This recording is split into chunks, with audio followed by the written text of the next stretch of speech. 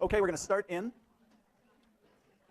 And so today, we're not going to talk about any particular mental disorder or any particular risk or protective factor, but about what many people consider to be the most important issue in the entire field, which is what are the public's attitudes about, and what are the attitudes even of people who experience these conditions? What are the attitudes about, what are the feelings about, what's the public portrayal in the media of people with mental disorders?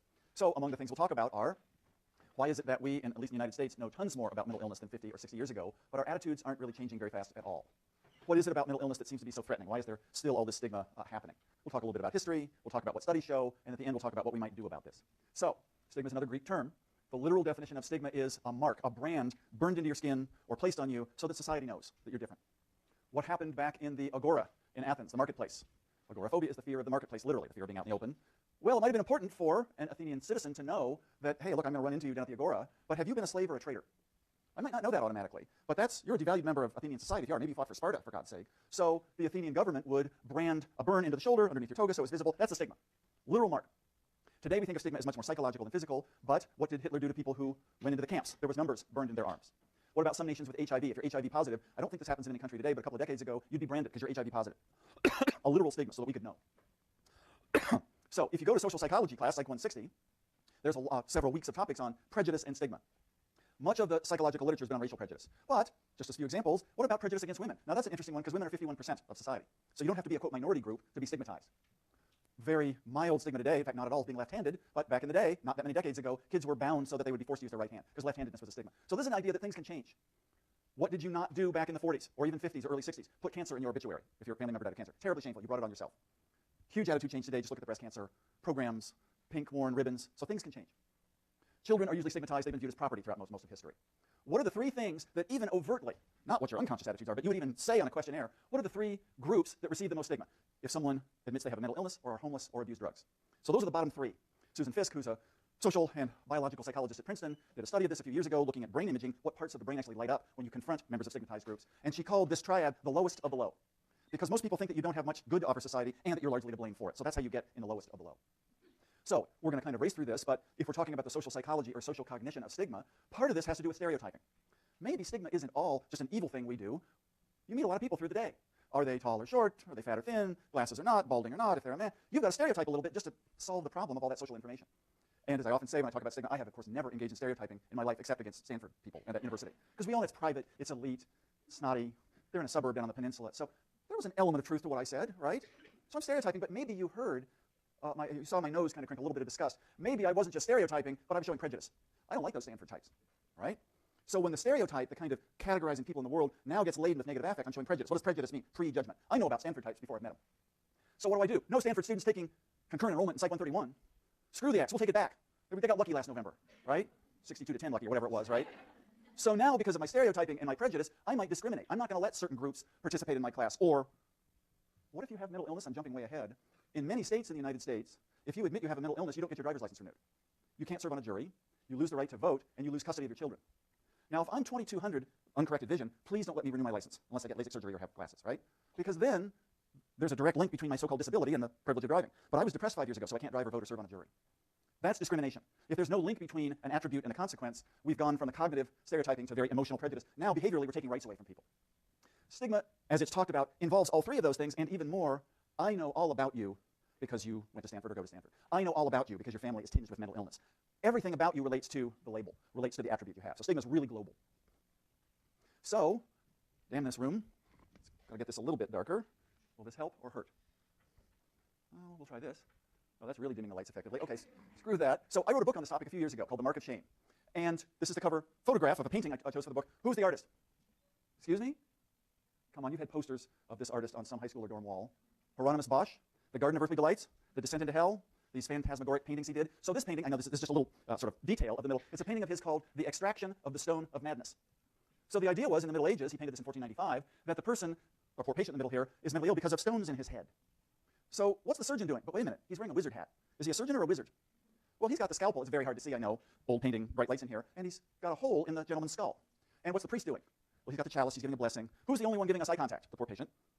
Now, if you look really closely, which I can barely see from right here, it doesn't look like what's coming out of the gentleman's head are rocks or stones. There's like little white floral things. In fact, Bosch was depicting that the surgeon was pulling a flower from the man's head. Why would he do that? What was the name in Holland in 1495 given to people who had mental illness? You were a tulip head. That was the really stigmatizing thing to say. So in the way that Jonathan Swift, a century later, was an Irish satirist in writing, Bosch was a satirist in painting. So his idea is the surgeon wizard could remove the mental illness by taking away the label. Maybe if you pulled the tulip out of his head, he'll be better. So is mental illness your symptoms, or is it the fact that you get branded with this label that's stigmatized? Anyway, that's part of the reason why I chose this provocative painting for the cover of this book. Now, if I'm a member of a group that's stigmatized, religious minority, racial minority, somebody with mental illness, if I am actually listening to what society says, I know that I'm a member of a group that's devalued. So a lot of the early writing on racial prejudice said it's almost inevitable for somebody who's a member of a group that's stigmatized to take on the stigma themselves. Self-stigma, internalization. I hear these messages. I see how we're portrayed on TV and radio. I know what the editorials say. I know what the bedtime stories are portraying. But is it always the case that a member of a stigmatized group shows internalized stigma? Well, we know, for example, that on average today in the US, people of African American descent have slightly higher self-esteems than white people. That wasn't always the case. Black power, solidarity. If you're a member of a stigmatized group and you identify with other members and make it a political issue, that might really be an antidote to internalize your self-stigma. But what's the group that until very recently you'd never want to be a member of? Crazy people, insane people, mentally ill people. There was very little chance for solidarity. It's only been in the last couple of decades that there's really been a self-help or advocacy movement for people to stand up and say, I have these conditions, et cetera, other people do, and we need rights and we need some social power. If, and there's some interesting questionnaires that have been designed for this, beyond the symptoms you have of being, say, depressed, if you start to believe the stereotypes, that I'm a member of a group that's devalued and I don't have any rights, neither do other depressed people, et cetera, if you show high self-stigma, what's very likely? You'll never seek treatment. Or if you are in treatment, you'll quit pretty early. So self-stigma is really self-limiting because you're not going to get the help for your condition you might need because you're not even deserving of it. Make sense? Now here's another facet of stigma that was, the term was invented 51 years ago by Professor Goffman, who was in the sociology department here at Berkeley for many years. And Goffman is a very interesting sociologist. He was kind of an anthropologist too. He did a lot of participant observation. He lived for 6 months in a mental hospital in Washington, D.C. He cruised gay bars before straight people would kind of do that with an anthropological thing. He wanted to know people's experiences. He wasn't kind of a broad macro sociologist, he was a micro sociologist. And he wrote a book in 1963 called Stigma. And it was about the process of being stigmatized. It's a little small paperback, incredible book if you're interested in the topic. And in one of the short chapters, he said, look, if society stigmatizes you or you, it's only common courtesy that they would stigmatize people close to you. He's being satirical, of course, and he called this courtesy stigma, or we would today call it associated stigma. If you're stigmatized, well, so are your parents, and so are the people you hang with. What if you have a mental disorder? Well, your parents are not only stigmatized because of courtesy stigma, but what did the theory actually tell us most of the 20th century? Your parents caused it through bad parenting. Or you're treated by a special kind of doctor called a shrink, a psychiatrist or psychologist. Well, they're stigmatized too because they treat the lowest of the low. So there's kind of a ring of influence. People close to people who are stigmatized tend to get stigmatized too.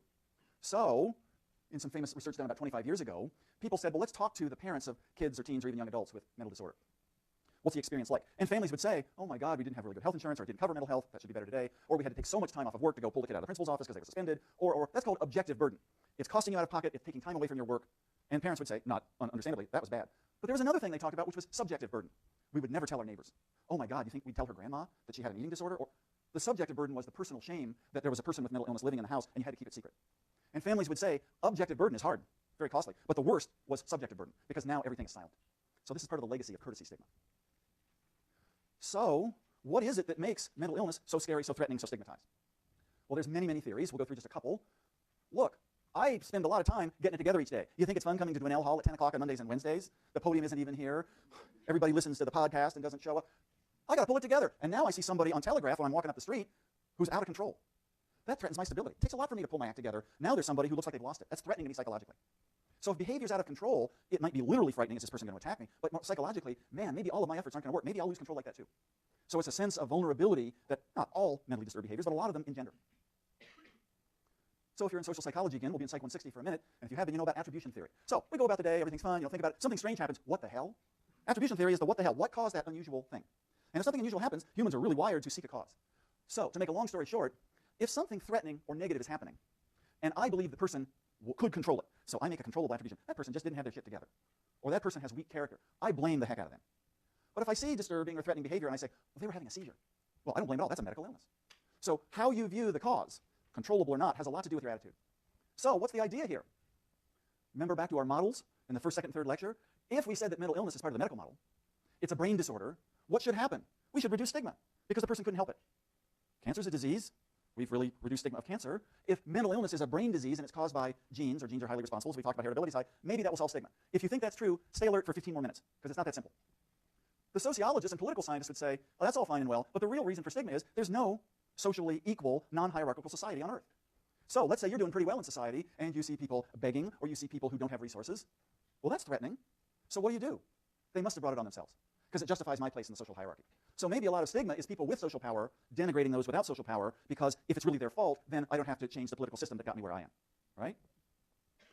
Forget all that, or on top of all that, maybe it's back to classical conditioning. Pavlov. I see Looney Tunes cartoons when I'm a kid. I see most of the TV about mental illness until the last few years, which has been much more realistic and nuanced, and I see people with mental illness drooling or incompetent or violent. Now I see the term mental illness, or I see somebody acting deviantly, I classically condition, well, they're incompetent. So maybe the media images we see every day are a big explanation for stigma too.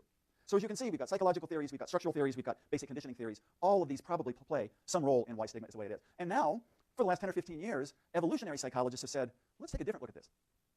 Stigma doesn't occur just in the United States, or in China, or in hunter-gatherer societies. Stigma against really disturbing behavior appears in every culture we found. So if it's that universal, maybe stigma is partly hardwired. So this is the quick version of evolutionary theory. What did we humans, what did our great-great-great-great-grandparents have to do on the savannas of Africa 80,000, 120,000 years ago? Survive against much stronger predators. Here we are, this little species, we don't have much hair, and we're really weak, and we don't run that fast. So what do we have to do? We've got to bond together. The only way we survived was to have lots of social closeness. And the only way we could have kids that would make it to adulthood was to pair bond and devote all that time to kids. So we're really social as a species. But what if we're really social? What if everybody's your friend? You're going to get ripped off, because some people will exploit it. So the evolutionary theorists, in doing what they do, sort of backwards engineering, are saying, what probably had to happen? We have to have had genes in us that make us incredibly social and attracted to people and wanting to bond. But also, over time, the people who were so accepting died out. So what also evolved were genes that predicted keeping your distance sometimes. What are the three things across societies and across history that tend to have humans keep their distance? Am I going to catch something from you? Do you look contagious? No thanks. Maybe you should go to a hospital. Keep away. Second, are you going to rip me off? Maybe I've got some social capital and you don't have much, so I'm going to keep you distant.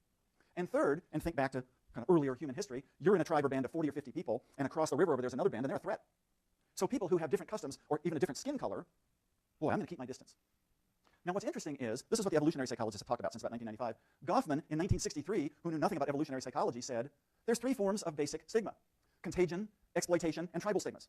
So his insights have been kind of borne out now by people who study the evolutionary nature of this. So the idea is, we're hardwired to stigmatize against people who show any one of those three kinds of conditions. Because back in history, kind of embedded in our genes, is we must keep our distance. So this is one of the theories of racial prejudice too. If you look too different from me, I unconsciously and automatically keep my distance. What does that mean? That we're born to be prejudiced? No, because we've got frontal lobes, and because we can reason, and we've got empathy, and we can overcome it. But it may be that there's some automatic aversion to people who act really different, as well as people who seem really different from our culture, we have to overcome. So this is a more pessimistic note on stigma, but it's an important one. Question here. I missed your subject of your studies of what? Oh, yes. So you can go to primates. Primates are really stigmatizing. So what do primates do? They groom each other all the time, picking the little nits out if you watch Jane Goodall's films, et cetera, et cetera. But what if a chimp really looks diseased? Nobody grooms that chimp. You can see stigma in dolphins against an injured one. So this is what the evolutionary psychologists will say. There's something biologically hardwired in here. Doesn't mean we can't overcome it, but it's not just a human thing. Make sense? So, two more points. There's two ways in which I could have a stigmatized trait. Number one, I could walk into the room and I got a different skin color, I'm much taller, much shorter than you. I can't conceal that. Could I wear stilts if I'm really short? Could I put makeup on my face? I mean, there's been case studies of people who've tried to change their race to see what stigma changes. Most of the time, though, these are called what? Overt stigmas. I had an eating disorder 5 years ago. I have a family history of bipolar disorder. I've got OCD. I walk into a room, I don't have to tell you. That's a hidden or concealable stigma. So that's a big categorization. Some things, second you meet somebody you know, they're different. Other things, am I gay or straight? History of mental illness, I can choose whether to disclose or not. Now what would you think? The overt, non-concealable stigmas are going to be the big ones. You can't hide them. But actually, and if you think about it for a minute, if you have a concealable stigma, what does that do? So I go into your social gathering, and I'm gay. No, I've got a history of mental illness. No, I've got some other hidden concealable attribute. I don't want to tell you. I don't want to be stigmatized. But maybe you can tell. Maybe it's leaking. Maybe I'm covering. How do I act? Nervous. It's not a very natural social interaction. Hidden and concealable stigmas bring out a lot of anxiety, and they disrupt social interactions. And a lot of interesting readings on this, even up to the last few years. Goffman talked about concealable versus non-concealable stigmas. If you've got a choice as to whether to reveal or not, it makes things tense, and internalized stigma is often much bigger. Kind of makes sense if you think about it. What's one of the big stereotypes about mental illness? People, crazy people, lunatics, insane people are violent. Look at the headlines of the school shootings.